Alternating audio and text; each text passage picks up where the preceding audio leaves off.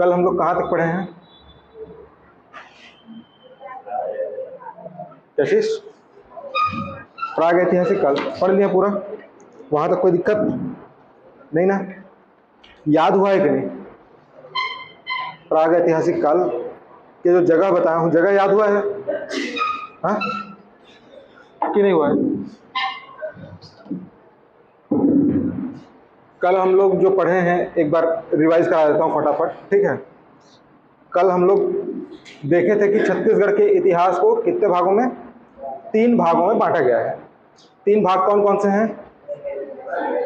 एक प्राग ऐतिहासिक काल, आद्य ऐतिहासिक काल और ऐतिहासिक काल।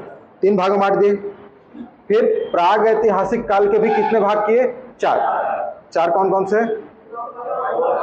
पूर्व पाषाण काल, मध्य पाषाण काल, उत्तर पाषाण काल और नवपाषाण काल। ठीक, ये 4 भाग किए। इसके बाद इन्हीं को हम लोग बारी बारी डिटेल में क्या किए हैं? पढ़े हैं। ठीक, जो पूर्व पाषाण काल है, पूर्व पाषाण काल के कौन कौन से स्थल छत्तीसगढ़ से प्राप्त हुए हैं? पूर्व पाषाण काल के साक्ष्य कहाँ कहाँ से मिले हैं? तो हम लोग देखे लगभग सभी के सभी साक्ष्य रायगढ़ जिले से मिले हैं, जिसमें से जगह कौन कौन से थे? भंवरखोल, सिंघनपुर, ठीक, छापामारा, ठीक, गीधा, सोनबरसा। ये वो जगह है जहां से क्या मिले थे हमको?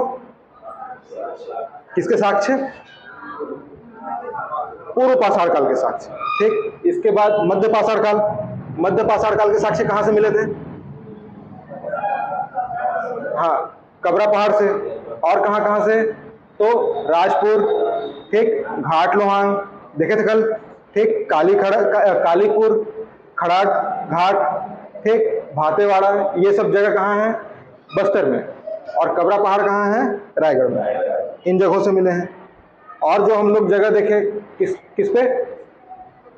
उत्तर पाषाण काल, पोस्ट स्टोन एज, इस पे क्या दिखे? कहाँ कहाँ से मिला है उत्तर पाषाण काल? तो धनपुर, महानदी घाटी, ठीक, और सिंघनपुर यहाँ से। और इसके बाद हम लोग देखे नवपाषाण काल। नवपाषाण काल में हम लोग क्या देखे हैं? हाँ, बताया था कहाँ से? अर्जुनी, टेरम और चितवा डोंगरी, बोन टीला, ये वो जगह है जहाँ से क्या मिले हैं? नवपाषाण काल के साक्ष्य मिले हैं। इतना हम लोग कल देख चुके हैं, ठीक है? और इसके बाद अन्य कुछ साक्ष्य हैं जो इन्हीं स्थलों से घूम फिर के मिले हैं, उन स्थलों को भी देख लिए हैं। आज उससे आगे चलना है। प्राग ऐतिहासिक काल पूरा समाप्त हो चुका है, ठीक, उससे आगे चलना है ना। अगला काल कौन सा था?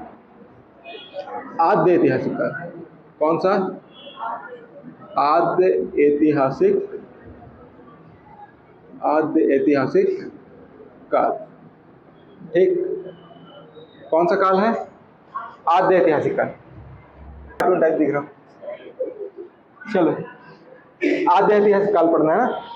आद्य ऐतिहासिक काल में हम लोग मूलतः किसको पढ़ते हैं? सिंधु घाटी सभ्यता।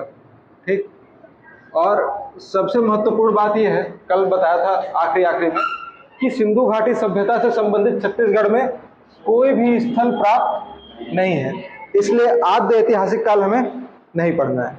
ठीक, और इसके बाद जो अगला काल आता है कौन सा है? ऐतिहासिक काल। ऐतिहासिक काल ये है। ठीक, आद्य ऐतिहासिक काल कहां से कहां तक था? तो 3000 से लेके 1500 BC, ठीक, और यहाँ 1500 से लेके मान के चलो 1950 तक का पढ़ना है, ठीक है, वर्तमान तक। ठीक, ये ऐतिहासिक काल पढ़ना है। वर्तमान में आज का घटना नहीं, तब तक का 1950 तक का घटना देखेंगे, ठीक है। अब ऐतिहासिक काल को यदि बांट दें, ऐतिहासिक काल, तो इसमें सबसे पहला जो कालक्रम आता है, ठीक, ये है वैदिक काल का। कौन सा है? वैदिक काल। ठीक, कौन सा काल है? वैदिक काल। वैदिक काल 1500 से 600, 1500 से 600 BC तक रहेगा। कहाँ से कहाँ तक? 1500 से 600 BC। और इसको भी 2 भागों में बांट दिए हैं वैदिक काल को। कितने भागों में? दो भाग, ठीक। एक है ऋग्वैदिक काल, ऋग्वैदिक काल, और दूसरा है उत्तर वैदिक काल, ठीक। ऋग्वैदिक काल और उत्तर वैदिक काल, ठीक। ऋग्वैदिक काल कब से कब तक? तो 1500 से 1000 BC। कब से कब तक? 1500 से 1000 ईसा पूर्व तक ऋग्वैदिक काल चलेगा। उत्तर वैदिक काल कब से कब तक? तो 1000 से 600 BC। 1000 से 600 BC तक क्या चलेगा? उत्तर वैदिक काल। ऋग्वैदिक काल में आप लोग भारत के इतिहास में पढ़ेंगे कि इस समय आर्यों का आगमन होता है भारत में, ठीक। इनका आर्यों का आगमन होता है भारत में, और ऋग्वैदिक काल तक जो आर्य हैं ये भारत के जो उत्तर पूर्व वाला हिस्सा है केवल वहीं तक इनका विस्तार हो पाता है, सब सैंधव प्रदेश तक ही रह पाते हैं। उनका विस्तार जो है दक्षिण भारत में देखने को नहीं मिलता है, ठीक। इसलिए ऋग्वैदिक काल भी क्या जाएगा? छत्तीसगढ़ के इतिहास में पूर्णतः खाली जाएगा, ठीक। इनमें भी कोई जानकारी नहीं मिलेगा। उत्तर वैदिक काल, इस समय उत्तर वैदिक काल के समय अब आर्यों का प्रसार जो है दक्षिण भारत की ओर होना शुरू हो जाता है, ठीक। और दक्षिण भारत की ओर होना शुरू होता है तो उत्तर वैदिक काल में छत्तीसगढ़ से कोई बहुत साक्ष्य नहीं मिले हैं फिर भी, लेकिन एक क्वेश्चन पूछ चुका है कि छत्तीसगढ़ को उत्तर वैदिक काल में क्या कहते थे, ठीक। क्या कहते थे? तो इसको बोलते थे दक्षिण दिक, दक्षिण दिक, ये कहते थे छत्तीसगढ़ को। क्या बोलते थे छत्तीसगढ़ को? दक्षिण दिक कहते थे उत्तर वैदिक काल में। इस समय आर्यों का प्रसार दक्षिण में होना शुरू हो जाता है और वो लोग नर्मदा नदी को पार कर जाते हैं, ठीक। नर्मदा नदी को पार करेंगे। नर्मदा नदी का नाम रेवा नदी के नाम से उल्लेख मिलता है नर्मदा नदी का उत्तर वैदिक काल में। नर्मदा का नाम क्या मिलता है? रेवा, ठीक। नर्मदा का नाम क्या मिलेगा? रेवा नदी, ठीक है। बस इतनी ही जानकारी है, कोई बहुत ज्यादा जानकारी नहीं है, इसलिए यहाँ पे उत्तर वैदिक काल का जो कॉन्टेक्स्ट है छत्तीसगढ़ में समाप्त हो जाता है यहाँ से लेकर। अब इससे आगे चलेंगे तो आएगा कौन सा काल? महाजनपद काल। आगे कौन सा काल आएगा? ऐतिहासिक में ही महाजनपद काल, महाजनपद काल, ठीक। महाजनपद काल, इस समय जो छत्तीसगढ़ है या पूरा भारत देखोगे, पूरे भारत को 16 महाजनपदों में विभाजित कर दिया गया। कितने महाजनपदों में? 16 महाजनपद। कितने महाजनपद थे? तो 16 महाजनपद थे, ठीक। 16 महाजनपद में छत्तीसगढ़ कौन से महाजनपद में आता था? तो छत्तीसगढ़ आता था चेदी महाजनपद, चेदी महाजनपद के अंतर्गत आता था। कौन? छत्तीसगढ़। छत्तीसगढ़ चेदी महाजनपद के अंतर्गत आता था। और जो हीरालाल शुक्ल हैं उन्होंने छत्तीसगढ़ के नामकरण के संदर्भ में ये बात बताया है कि ये छत्तीसगढ़ जो है चेदीसगढ़ का अपभ्रंश है। चेदीसगढ़ से ही क्या बना है? छत्तीसगढ़ बना है, ठीक है। ये बात। चेदी महाजनपद की राजधानी क्या थी? तो इसकी राजधानी थी सुक्तिमती। क्या थी? सुक्तिमती इसकी राजधानी थी चेदी महाजनपद की, ठीक। इतना बात भी आपको ध्यान में रखना है। महाजनपद काल, महाजनपद काल की जो घटना घट रही है ये 600 BC के बाद की घटना है, ठीक। वैदिक काल में लोग कबीलाई जीवन जीना शुरू किए थे, उससे आगे चलते जाएंगे तो महाजनपद काल आएगा, राजाओं का शासन शुरू हो चुका है, और इसी के बाद अब आएगा छत्तीसगढ़ में रामायण काल और महाभारत का, ठीक। तो अब देखना है रामायण काल और महाभारत का, तो उसको मिटा। तो अब क्या पढ़ना है? रामायण काल, ठीक। रामायण काल, महाभारत काल, ये पढ़ना है। छत्तीसगढ़ में अभी देख ही रहे हो भगवान राम को लेकर बहुत चर्चा में छत्तीसगढ़, राम वनगमन पथ चल रहा है, ठीक। इसलिए तो रामायण काल देखना है, ठीक है। देखो रामायण काल, रामायण काल में सबसे पहला बात, छत्तीसगढ़ का नाम क्या था? छत्तीसगढ़ का नाम। इस समय छत्तीसगढ़ का नाम रामायण काल में दक्षिण कौशल था। क्या था?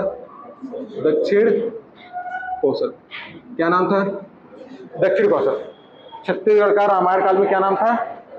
दक्षिण कौशल नाम से छत्तीसगढ़ को संबोधित करते थे। ठीक। इसी समय बस्तर का क्या नाम था? तो दंडकारण्य।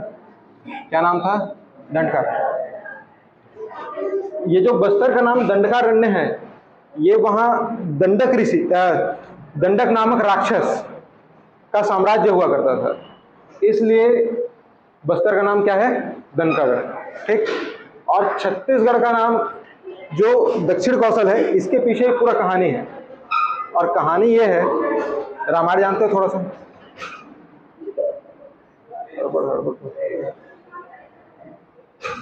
छोटे छुआ लोग ऐसे ही छोटे हैं। ठीक।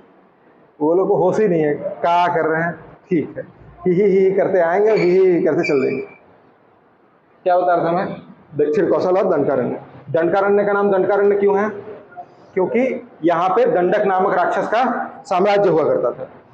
और दक्षिण कौशल जो है, इसका भी पूरा नामकरण का इतिहास है। ठीक। प्राचीन काल में इस क्षेत्र के राजा हुए कौशल। सबसे पहले राजा कौन थे? कौशल। और इनके नाम पे इस राज्य का नाम क्या पड़ा? कौशल। कौन सा नाम पड़ा? कौशल। और समय बीतता गया तो कौशल राज्य के जो राजा बने वो थे भानुमंत। ठीक। भानुमंत जानते हो कौन है?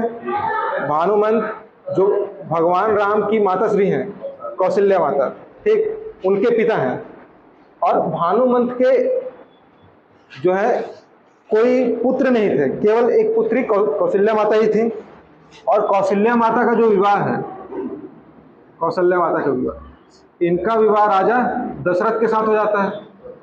और दशरथ के साथ जब विवाह होगा इनका, तो छत्तीसगढ़ राज्य जो है, मतलब ये जो कौशल राज्य है, ये पूरा का पूरा किसको मिल जाएगा? दशरथ को। ठीक। दशरथ को मिलेगा। और दशरथ के 4 पुत्र। ठीक। चारों का नाम तो पता ही होगा, जानते हो ना? पक्का? ठीक। चलो, दशरथ के 4 पुत्र, चारों में भगवान राम को वनवास मिलता है। ठीक। बाद में उनके 2 पुत्र हुए, लव और कुश। ठीक। उनका भी जन्म यहीं हुआ है, तुरतुरिया। ठीक। तो दशरथ के 4 पुत्र, 4 में से एक राम के भी 2 पुत्र, लव और कुश। लव और कुश में जब राज्यों का बंटवारा होता है, तो एक को उत्तर और एक को दक्षिण का हिस्सा मिलता है। उत्तर वाला हिस्सा उत्तर कौशल और दक्षिण वाला हिस्सा दक्षिण कौशल कहलाता है। ठीक। उत्तर कौशल और दक्षिण कौशल। उत्तर कौशल की राजधानी अयोध्या, साकेत। दक्षिण कौशल की राजधानी कुशस्थली। ठीक। सिरपुर अभी का। ठीक।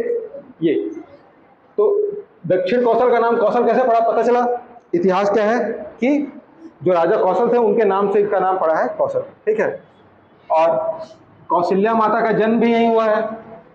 कहाँ? रायपुर के चंद्रखुरी में।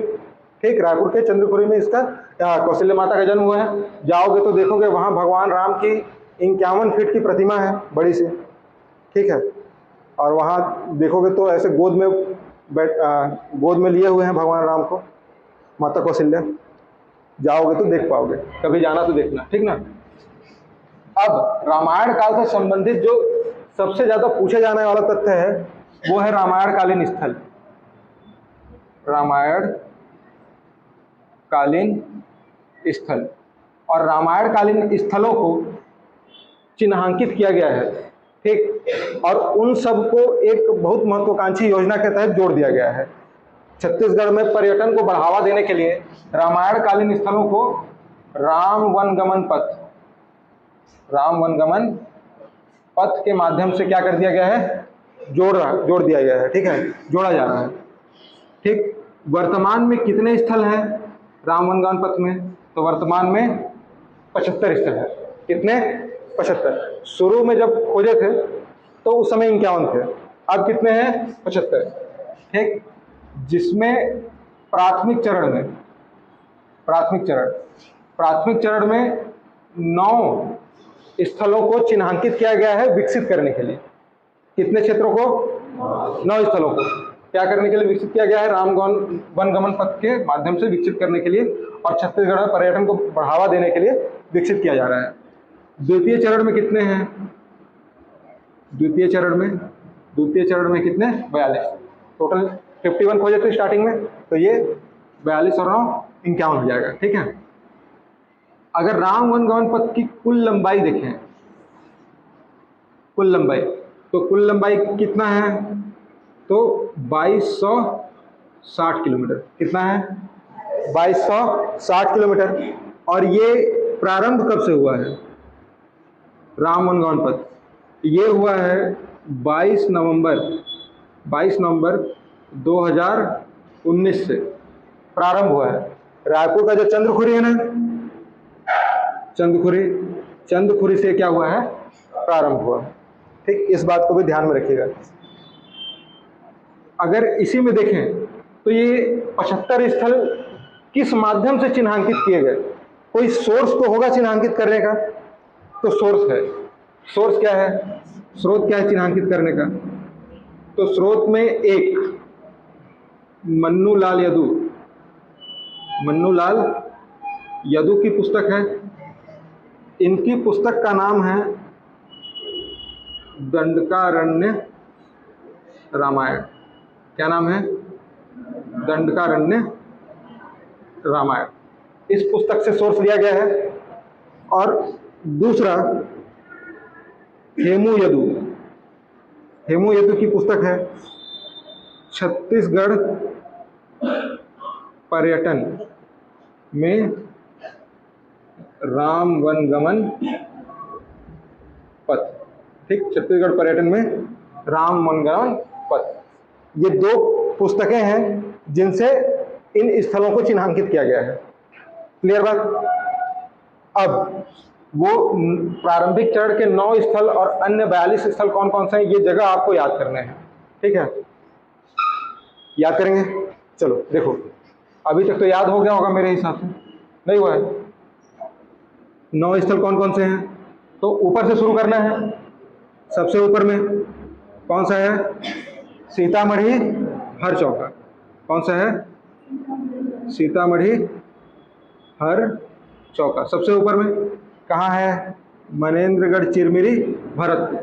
ठीक, यहाँ यहीं से भगवान राम का प्रवेश मानते हैं।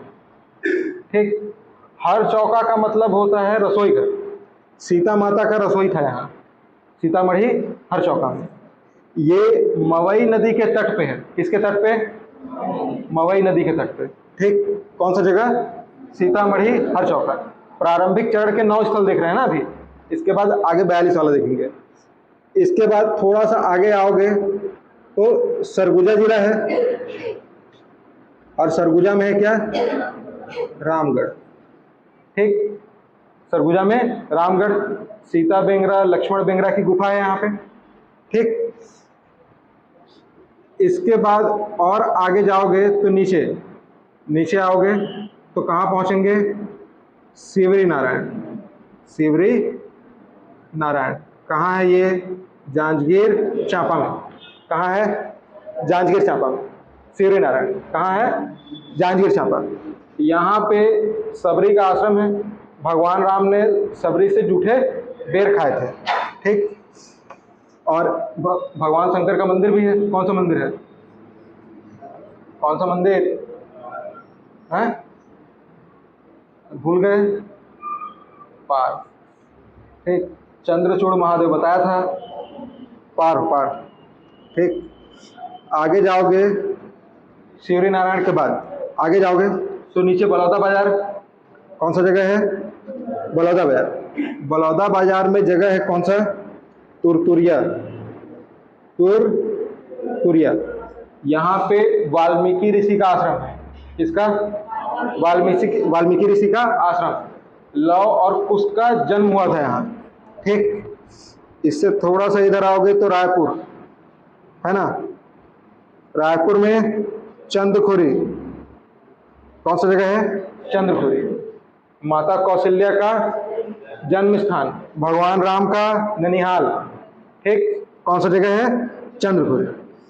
यहाँ से थोड़ा आगे जाओगे तो राजिम, कौन सा जगह है, राजिम। कहाँ है ये, गरियाबंद में, गरियाबंद में राजिम। लोमस ऋषि का आश्रम है, इसका लोमस ऋषि का आश्रम। इससे नीचे जाओगे तो धमतरी, धमतरी में सिहावा, धमतरी में सिहावा। यहाँ पे कौन है, तो श्रृंगी ऋषि का आश्रम है, किसका, श्रृंगी ऋषि का आश्रम। यहाँ से सीधे नीचे जाओगे तो जगदलपुर, ठीक, जब पूरा जगदलपुर, जगदलपुर ही शामिल है, ठीक ना। कहाँ है ये, बस्तर में, बस्तर में जगदलपुर, ठीक। और इससे नीचे जाओगे तो सुकमा में रामाराम, रामाराम, रामाराम सुकमा, ठीक। ये हो गए कितने स्थल, 9 स्थल, ठीक। यहाँ पे भगवान राम ने भूदेवी की पूजा की थी, ठीक, इसलिए रामाराम याद रखिएगा। वहीं पे चिटमिटिन माता का मंदिर भी है, इसको भी याद रखिएगा, ठीक। ये छत्तीसगढ़ में राम वनगमन पथ के 9 स्थल याद रहेंगे। सबसे ऊपर में कौन सा है, सीतामढ़ी हरचौका, फिर कौन सा है, रामगढ़, ठीक, सीतामढ़ी हरचौका, फिर रामगढ़, फिर शिवरी नारायण, फिर तुरतुरिया, फिर चंदखुरी, फिर राजिम, फिर सिहावा, फिर जगदलपुर और फिर रामाराम। 9 जगह याद हुए, ठीक, ये 9 जगह है, ठीक है। इसके बाद अब राम वनगमन पथ के द्वितीय चरण में शामिल जगह भी हैं 42 ठो। एक दिन में 42 ठो आपको याद नहीं हो सकता, ठीक, धीरे धीरे करना है, थोड़ा थोड़ा। स्टार्टिंग के कुछ जिले बताता हूँ, फिर कुछ कल बताऊंगा, ठीक ना। तो द्वितीय चरण के स्थल, द्वितीय चरण के स्थल कौन कौन से हैं, द्वितीय चरण के स्थल। तो देखो, अगर छत्तीसगढ़ का मैप तो याद है ना, ये सबसे यहाँ पे क्या है, महेंद्रगढ़ चिरमिरी भरतपुर, है ना। महेंद्रगढ़ चिरमिरी भरतपुर में कितने जगह हैं, तो देखो, एक सीतामढ़ी हरचौका देख लिए हैं, ठीक। अब 2 ठो और सीतामढ़ी है, सीतामढ़ी घाघरा, सीतामढ़ी घाघरा। एक है सीतामढ़ी छतौड़ा, सीतामढ़ी घाघरा और सीतामढ़ी छतौड़ा, 2 जगह हुआ रामायण काल से संबंधित, सीतामढ़ी घाघरा, सीतामढ़ी छतौड़ा। फिर इसके बाद है एक देवसिल, देवसिल। एक है कोटा डोल, एसीएफ का क्वेश्चन है, ठीक, 2021 एसीएफ का क्वेश्चन है कोटा डोल, ठीक। अशोककालीन मूर्तियां मिली हैं, इसलिए भी ध्यान में रखना। और इसके बाद एक अमृतधारा, अमृतधारा वाटरफॉल, ठीक। ये जगह कहाँ है, मनेन्द्रगढ़ चिरमिरी भरतपुर में, ठीक है। 5 जगह याद हुए, कहाँ पे, मनेन्द्रगढ़ चिरमिरी भरतपुर में। कौन कौन से हैं, सीतामढ़ी घाघरा, सीतामढ़ी छतौड़ा, फिर देवसिल, कोटाडोल और अमृतधारा, ठीक। और एक कौन सा है, सीतामढ़ी हरचौका। इसके जस्ट बगल में कोरिया है, कोरिया है ना।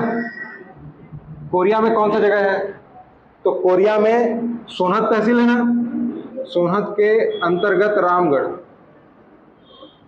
रामगढ़ कहाँ, सोनहत में, सोनहत में रामगढ़। ये वाला रामगढ़ नहीं है, दूसरा है, ठीक, सोनहत में है रामगढ़, ये वो है, ठीक। इसको भी याद रखिएगा, सोनहत में कौन सा है, रामगढ़। इसके बाद इसके बगल में आएंगे तो सूरजपुर, सूरजपुर है, सूरजपुर में कौन सा जगह है, तो एक सारासुर, सारासुर, ठीक है। एक कौन सा जगह है, सारासुर। दूसरा सारासुर के बाद और कौन सा जगह है, रक्सगंडा, वाटरफॉल है ना, रक्सगंडा वाटरफॉल, ये दो जगह, ठीक। अब किताबों में पढ़ोगे तो बहुत सारा गलती, बेल द्वार गुफा देखोगे तो सूरजपुर, लेकिन किलकिला वो है कहाँ, जसपुर में, ठीक। तो किलकिला है जगह वो जसपुर में है।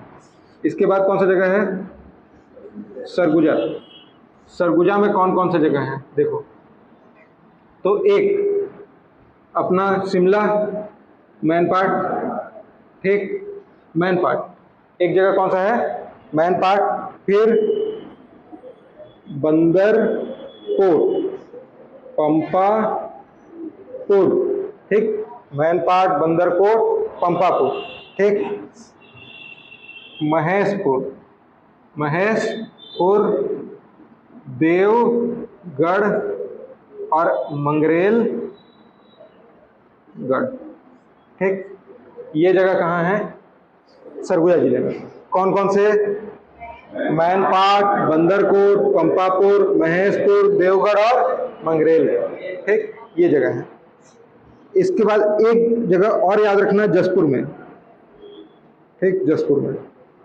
जसपुर में कौन सा है, तो किलकिला। जसपुर में कौन सा है, किलकिला। ये हो गए सरगुजा संभाग के जितने भी जगह हैं वो। हाँ, मंगरेलगढ़ सीतापुर के आगे, सीतापुर के पास ही है, ठीक।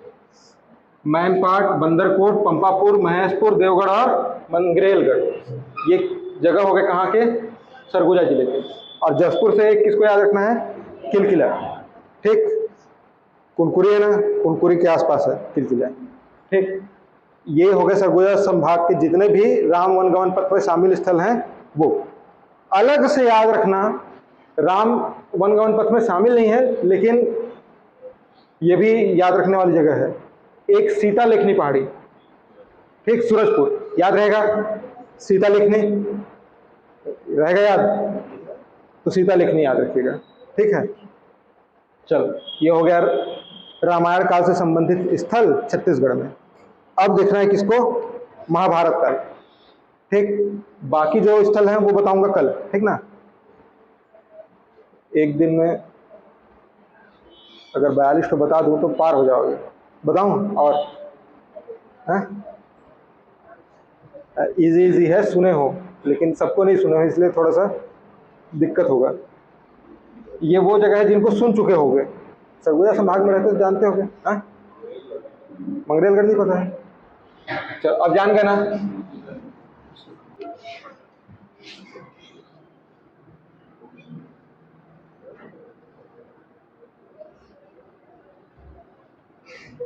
महाभारत, ठीक। महाभारत काल देखिए, महाभारत काल में हम लोग सबसे पहले क्या देख रहे थे, नामकरण। तो इस समय छत्तीसगढ़, महाभारत काल में छत्तीसगढ़ को क्या कहते थे, प्राक कौशल, ठीक, प्राक कौशल। और बस्तर को क्या कहते थे, बस्तर को कांतार, पता नहीं, बस्तर को क्या कहते थे पता नहीं, है ना।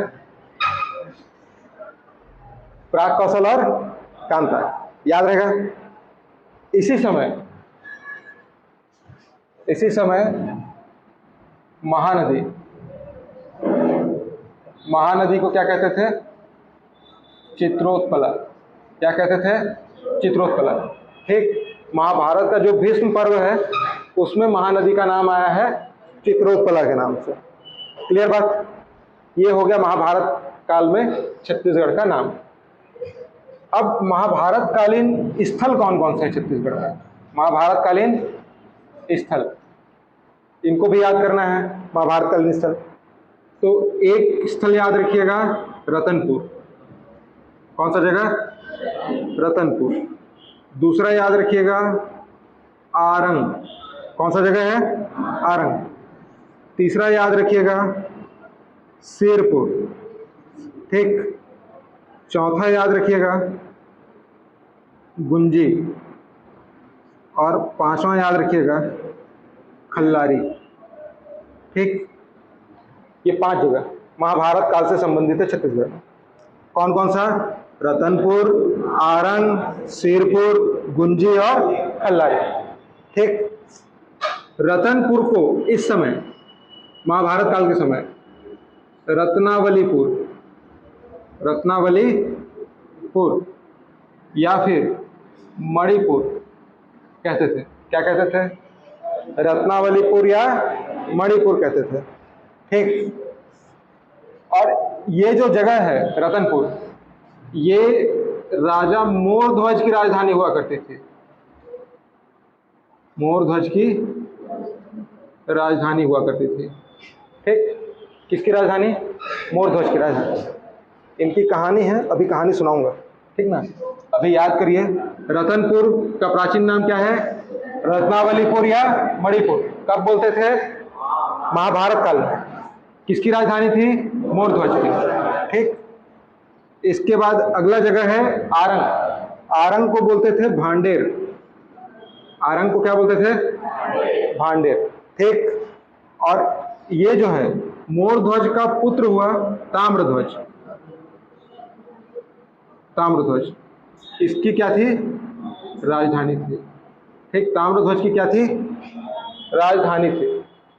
ठीक, किसकी राजधानी? ताम्रध्वज की राजधानी थी।